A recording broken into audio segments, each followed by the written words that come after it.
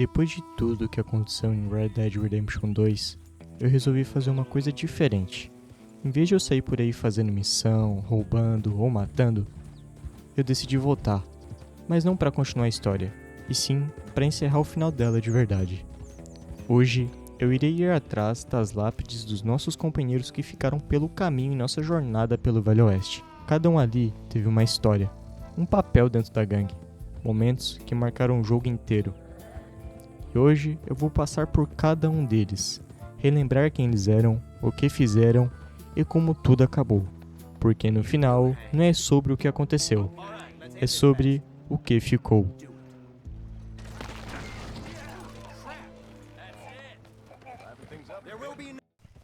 Seguindo pela ordem cronológica, o primeiro que nos deixa nessa caminhada foi o Sean Maguire. O Sean era o tipo de pessoa que mudava o clima da gangue. Sempre estava fazendo alguma piada, sempre zoando, parecia que nada afetava ele. You know, you're a lot less ugly from that other angle, Arthur. Come on. Do I get a hug, Arthur? A warm embrace for a lost brother now found. Mas, ao mesmo tempo, ele não era só isso. Ele participava dos roubos, estava nas missões, ele fazia parte de verdade. E talvez por isso, a morte dele pega tanto. Porque não parece que era hora dele.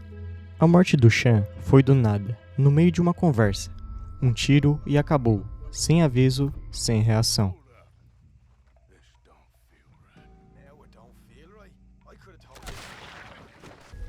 Mas o Sean pra mim foi uma virada de chave. Quando a gente faz a missão de salvar ele e volta para o acampamento, acontece aquela festa. E tudo parece tão vivo, os personagens conversando, bebendo, cantando. Sem dúvidas, uma das melhores cenas do jogo. Sean, sem dúvidas, foi um grande cowboy, mas infelizmente nos deixou muito cedo.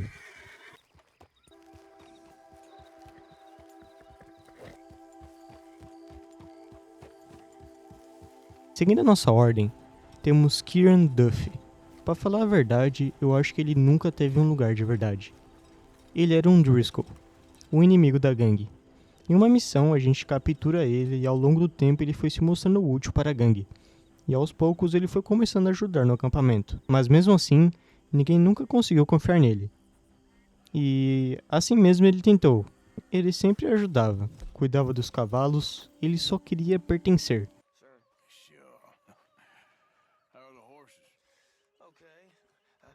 Mas no fim, ele é capturado, torturado e morto. E volta pra gangue, já sem vida, como se nunca tivesse tido uma chance.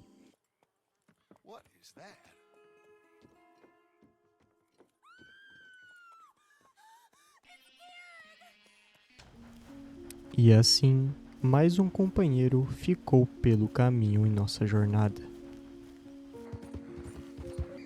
E conforme a gangue foi se perdendo, algumas perdas começaram a pesar mais do que as outras. Aqui perto de Saint-Denis, não temos apenas uma lápide. Temos duas lápides. A lápide de Hosea e de Lenny. A inteligência e o futuro. O Hosea, ele era diferente. Ele não era só mais um fora da lei.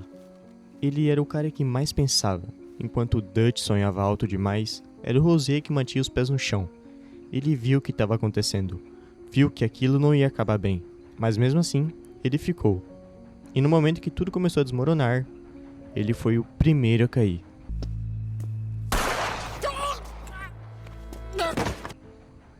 E talvez o mais duro disso tudo é que não parou por aí. Lenny. O Lenny ainda tinha tudo pela frente. Mais jovem, mais inteligente, ele podia ter tido muito mais do que aquilo. Mas mesmo assim, ele escolheu estar ali. E no meio daquele caos em Saint-Denis, enquanto todo mundo só tentava sobreviver, um tiro e ele se foi.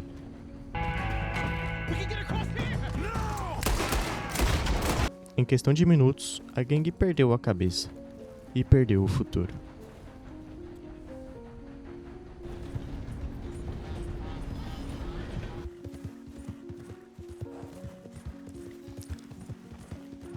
No meio de assassinos, ladrões e homens quebrados, existia alguém que mantinha tudo funcionando. A Susan Greenshaw.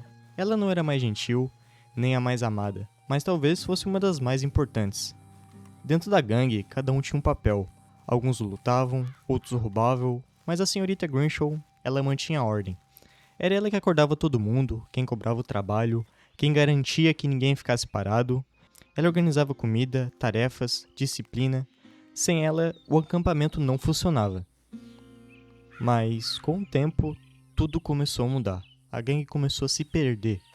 Dutch já não era mais o mesmo. E ali surgiu um novo problema. O Micah. O Micah não queria a ordem. Ele queria o controle. Enquanto muitos começaram a seguir o Dutch cegamente, a senhorita Grimshaw percebeu. Ela viu que estava tudo desmoronando. E a senhorita Grimshaw tomou uma decisão. Ela decidiu enfrentar o Micah, sem medo, sem hesitar, tentando proteger o que restava da gangue. Mas o Micah não pensou duas vezes. Ele sacou a arma dele e atirou. And put down your gun. There's Pinkertons coming fast. A Susan caiu ali mesmo, sem honra e sem despedida. E com ela, caiu também a última tentativa de manter aquela gangue unida. A morte da senhorita Grimshaw não foi só mais uma morte. Ela foi o símbolo do fim. Do fim da ordem, do fim da lealdade e do fim da família.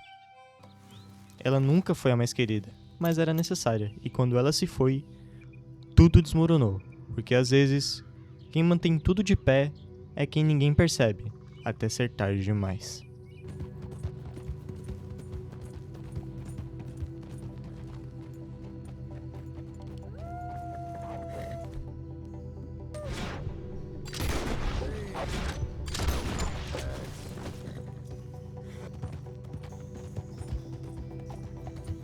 Seguindo a nossa ordem, chegamos na última lápide.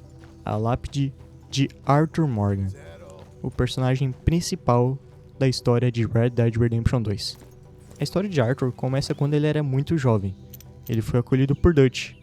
O Dutch não era só um chefe, era como um pai pro Arthur.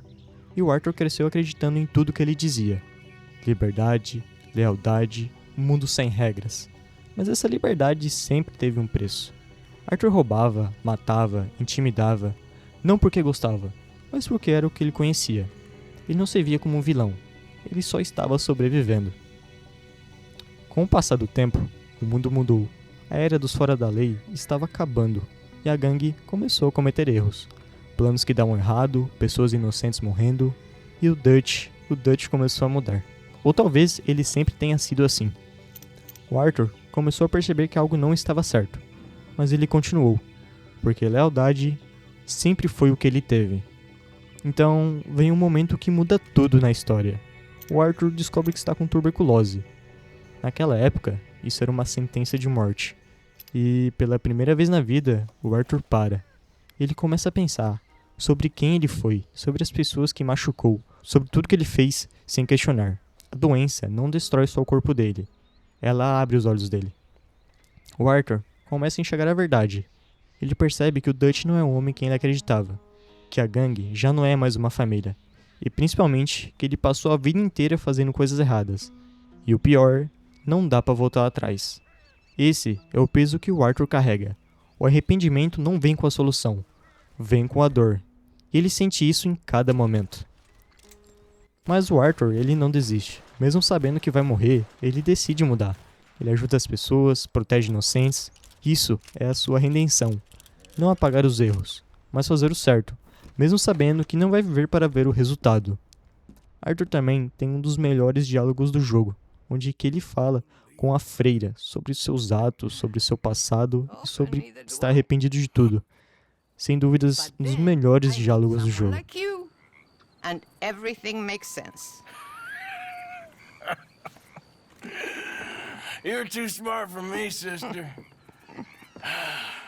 I guess I'm afraid.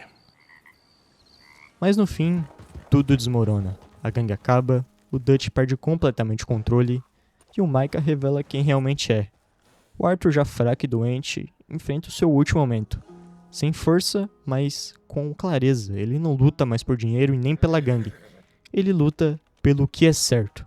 Já no final, o Arthur sobe a montanha. O corpo falhando, a respiração pesada, mas A mente dele estava em paz. O Arthur não morre com raiva. Ele não foge. Ele apenas senta e observa o nascer do sol. Pela primeira vez, ele não está correndo. Ele não está lutando. Não está sobrevivendo. Ele está em paz. E então ele morre. Não como um fora da lei, mas como um homem que tentou ser melhor. O Arthur não teve um final feliz, mas teve algo mais importante. Um final verdadeiro. Ele não conseguiu consertar tudo, não salvou todos, não apagou seus erros. Mas ele tentou. E às vezes, tentar ser melhor já é o maior ato de redenção que alguém pode ter. E é por isso que o Arthur Morgan não é só um personagem. Ele é uma história sobre escolhas, sobre consequências e sobre o que significa ser humano.